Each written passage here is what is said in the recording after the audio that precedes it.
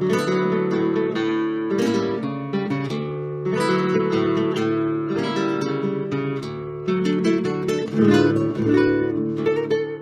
guys, thanks for tuning in.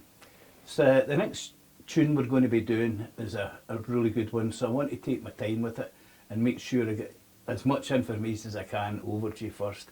We're going to be doing The Look of Love, Burt Bacharach, sang by Duffy Springfield. It's a great tune with some really good chords, although again I'll be giving you the basics of it and hopefully you could work out your own arrangement. But there's quite a lot going on, so what I thought we'd do, rather than stop and start when I'm playing a tune, is use this part just now to actually talk about certain bits in the tune and what I'm doing and things to work on, that sort of thing. So for a start, it's in C sharp minor.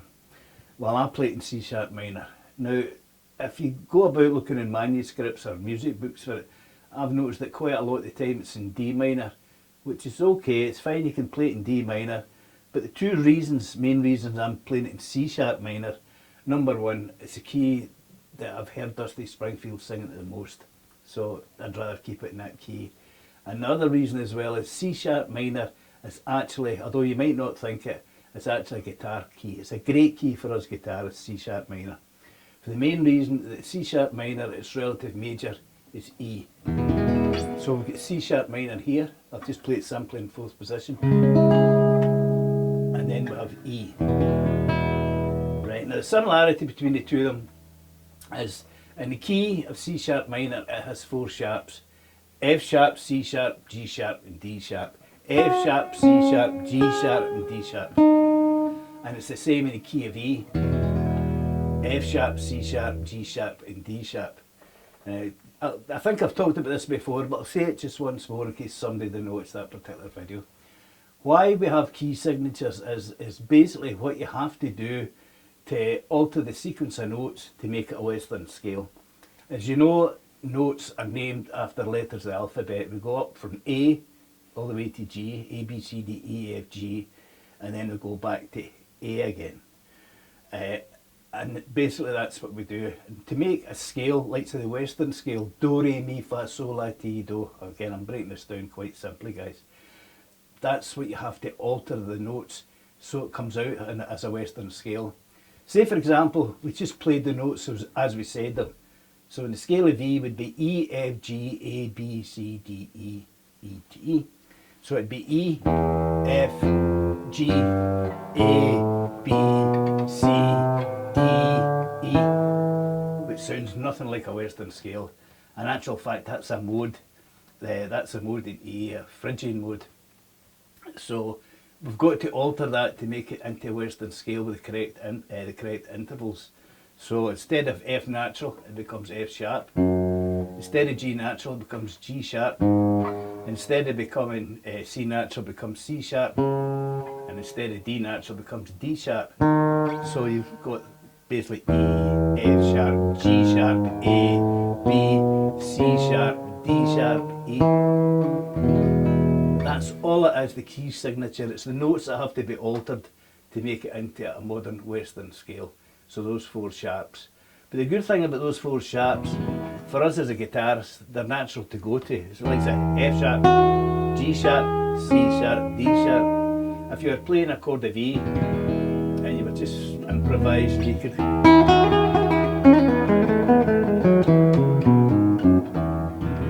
become absolutely very easy to us, because again, when we're playing in E, which we do a lot, those are the notes we'd normally go for. And as I say, in C sharp minor, it's the exact same thing, same four sharps. So that's how you'd play in C sharp minor, although it might be really hard for another instrument because they've got all those accidentals, those four sharps they play. For us, it's no bother. And there's a lot of things you can do with it as well. Because they share an E, you can actually sometimes play the chord like C sharp minor.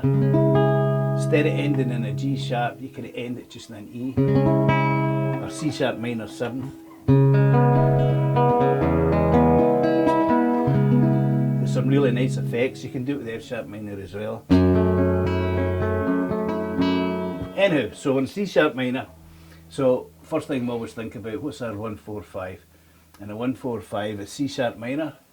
I play a 7th, we'll talk about that in a minute. F sharp minor, and the dominant 7th is G sharp 7th, and back to the C sharp minor.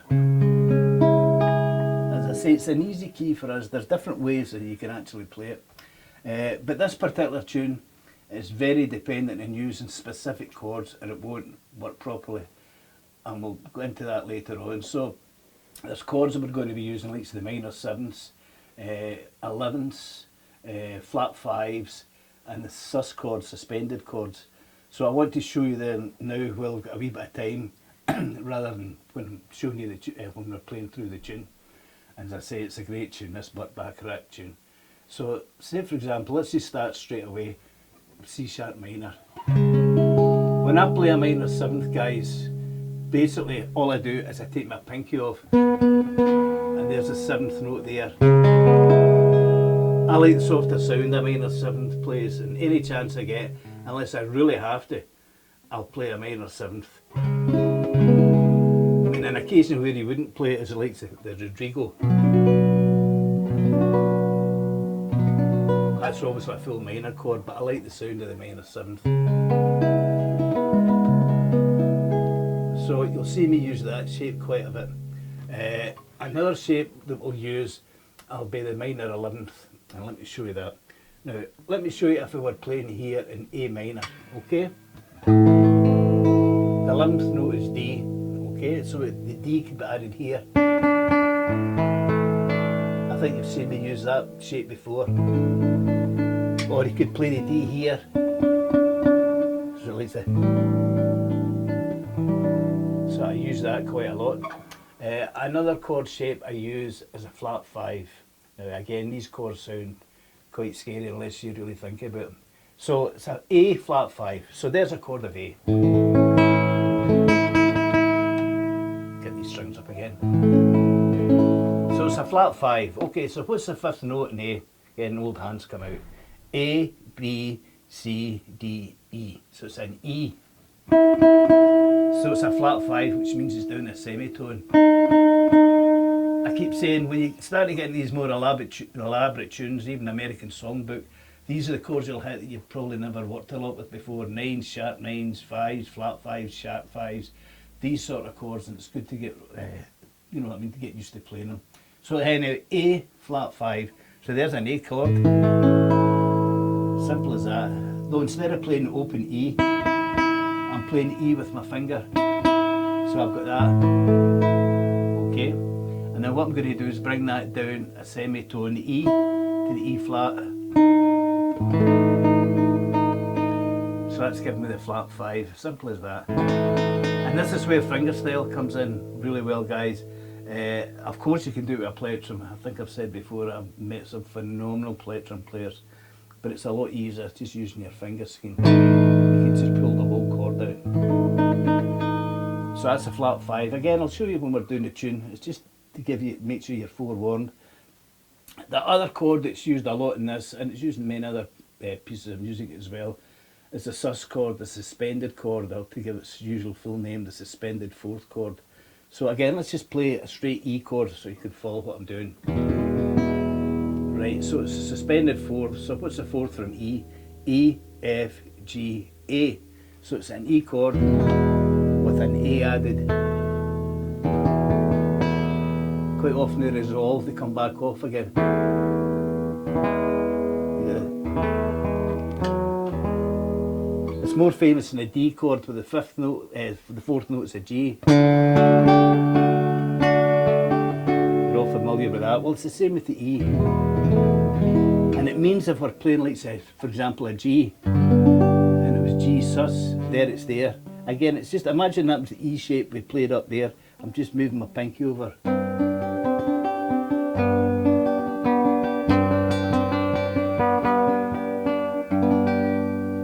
So there's one or two more which we'll come across as we're playing them, but it's a really good tune, and it's really important that you play the chords correctly on it, because we're actually doing, it's quite tricky, again we're not just playing the chords, we're doing the accompaniment. We're actually playing the melody, the bass and the harmony, everything all in a winner. So it's important we hit the mark right on these chords. And again, I'll take you through it when we go through the piece. But it's one tune I think you'd really like to feel, oh, I've got it right. That's exactly how it goes. This is a sort of real authentic sound. And one of the best ways to get the authentic sound, if possible, I know there's some great plectrum players out there, but really have a go, guys, at trying your right hand. It's like a slow bossa, and it's not difficult. It really isn't. So let's just play a C sharp minor 7th chord here. A C sharp minor 7th chord. Ah, yeah, I'll do. All I'm doing is using my thumb. Thumb plays the bass, in this case a C sharp, and the 3 fingers are just playing the 3 trebles. So you get this thumb, trebles. And as I've talked about before, the usual term that's been used for that for thousands of years is dum ching. Dum, thumb, ching, the fingers. So you've got dum, ching. So if we take this pattern, all we're doing there is thumb and fingers together, so it's dum ching, dum and ching, then dum ching, and again. So you got, no, I've got a slight wee bit mixed up here. Let's do that wee bit again. Right, so thumb and fingers together, okay, and then it's just the fingers, and then the dum and ching again. So you got this. I'll clarify that, I think I should hear it. So it's thumb and fingers together, all together. Then it's the fingers, and then it's just a dum ching. I'll do it very slowly. All together, fingers, dum ching.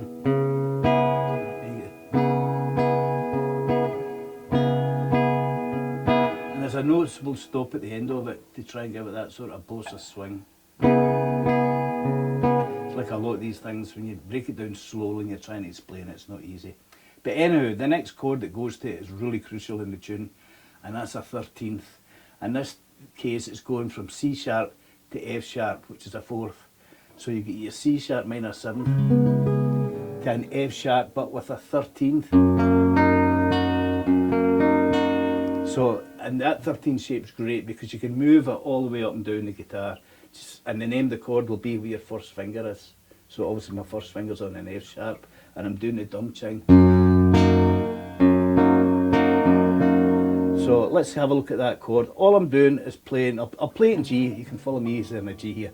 So there's a straight bar G shape, okay? And then the B string, parallel with where your 3rd finger is, I'm playing the E. So you go, that's a 13th sound. And I'm doing it in F sharp, so it's just down 1. So straight E chord, straight F sharp chord, I beg your pardon. Take your pinky off and play it on the 4th fret in the B string. Now there's other ways of playing the 13th, but for this tune, that's what really fits. So you have this pattern. You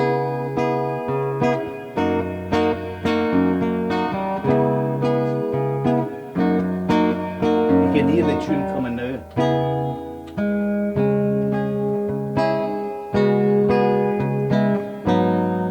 So again, it's this sort of.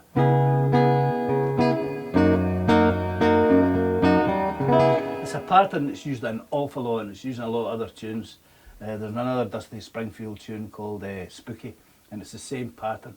And a good way of getting into this is try it in different keys. So C sharp minor to F sharp 13th, up a tone.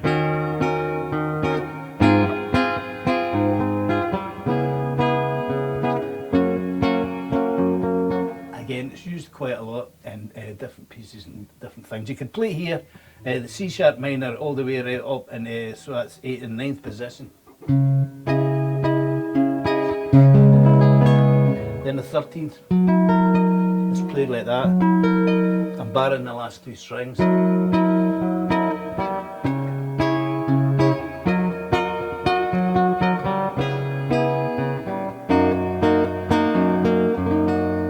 Again, that's a pattern that's used quite a lot in the tune.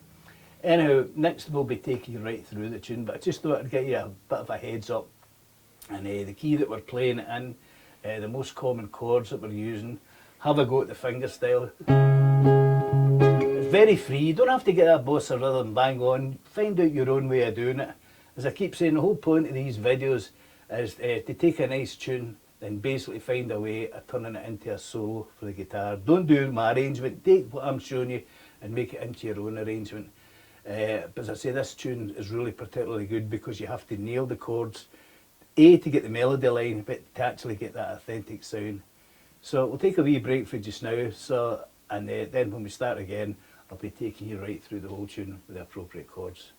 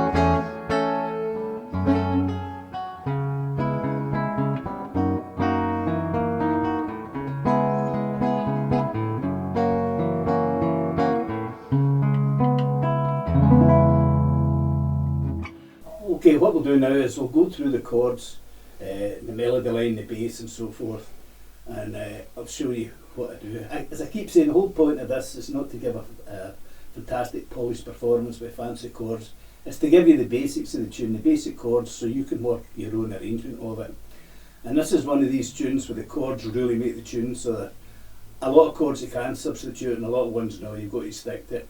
But you can add on a lot of other chords as well, but this is just the basics, guys. So remember, I'm going C sharp minor, 1, 4, 5, C sharp minor, C sharp minor, F sharp minor, G sharp 7th, back to C sharp minor. So we've always got that in one row, we know the basics, okay? And then when it goes into the major, we know the 3 chords in E, okay? So start with C sharp minor in 4th position. Again, the melody line for the first couple of notes is not far away. Okay, so that's us playing a C sharp minor 11th, well technically a C sharp minor 7th, 11th, but forget all that. Remember how we played an A minor and I showed you how to add on the D to make it the 11th, make it an A minor 11th, and we had this. That's exact same, that's all we're doing here, playing the C sharp minor chord down here and adding on an F sharp, that's the 11th note. It's the same chord, and again that's a movable chord, guys, you can move it all over the place, just remember where your first finger is. Okay, so the melody goes to there. Let's start from the beginning again. Okay, G sharp minor 7th, your pinky finds the melody notes. Okay, it's back to the F sharp by the way. And now we're going to play an A minor flat 5, an A major flat 5. Okay, so it's an A chord, okay, flat 5. So the 5th note is A, B, C, D, E, E. So it's an E flat we're looking for. So there's E, E flat, down a semitone and a half step. And then with the rest of the A chord, which I'm just barring in 2nd position. Okay, that's all that is. So we'll get to that point again.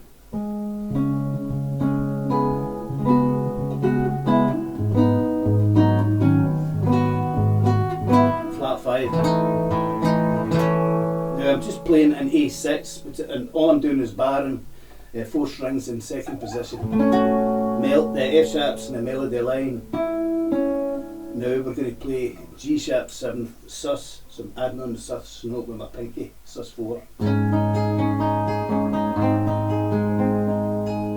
Back to the melody line again. Now I add in E7th here. Now the rest of this phrase is basically done on an A chord, pat bar. That's I'm playing 6s. A minor, then E sus, E sus, you know an E chord down here, add the sus 4th again. But when you you play classical guitar for a long time, you tend to play these as bars to leave the rest of your fingers free, and your left hand way over to give you enough room to do it. So E7 again, back still on the A chord, A minor, C sharp minor again. And we're going to play an F sharp 7th to bring us into the major, bring us into E. Okay. This next part I've really simplified so you can see what I'm doing, but you can do a lot more complicated stuff yourself. So all we're doing is okay, so a basic E chord, right? I've got short the B because I don't need it, so I'm just playing the E and the G sharp, and I'm adding on a C sharp. That makes it E6. Okay, back to the A6 again, but I'll keep the E going here as a pedal bass. Sometimes I add an E on here just to make it sound a wee bit better. So you get this.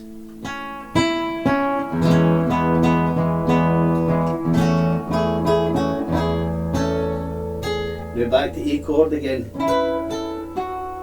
Back to the 6th chord. Back to the A again. E6, C sharp minor, sorry the melody line. Oh no, actually what I do is there, I play an F sharp minor, so you get this. I'll play that major part again. E6, A, still in an A chord. Back to the 6th chord.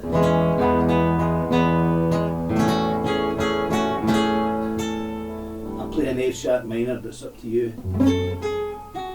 And then I play the C sharp minor, the F sharp 13th.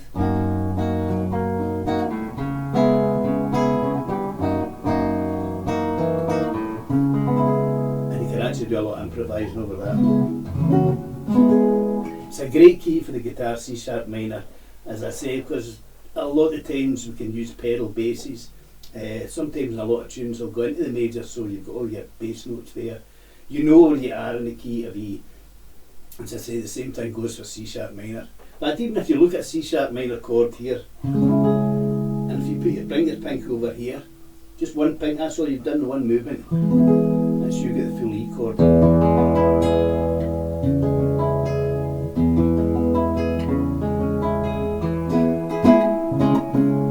So it's a really great key for us. Just remember the F sharp, C sharp, G sharp, D sharp, the 4 sharps. Easy for us, saxophone players, not so keen. But for us it's a great key. It's a great tune, and as I told you guys, I'm doing very little in the right hand. I know I've said it before, but basically the thumb's playing the bass and the 3 fingers are playing the trebles. Maybe fill in a wee bit, but you can manage that.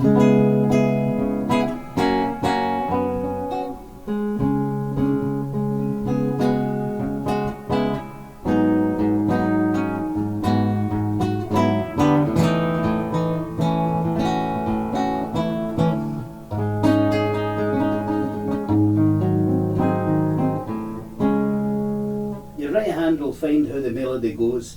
As I say, that's really stripped down, showing you the basic chords, but the chords are really important, you know that. And this one here, and the sus chord, you know that.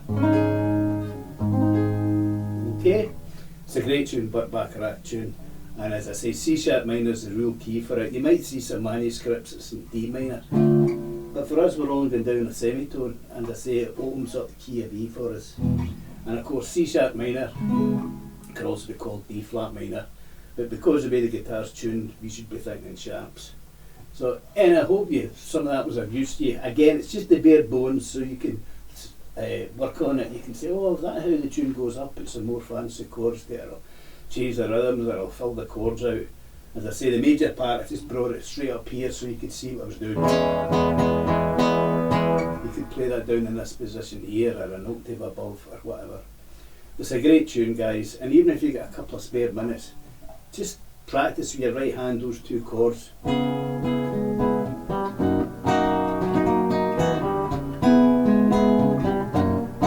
up here,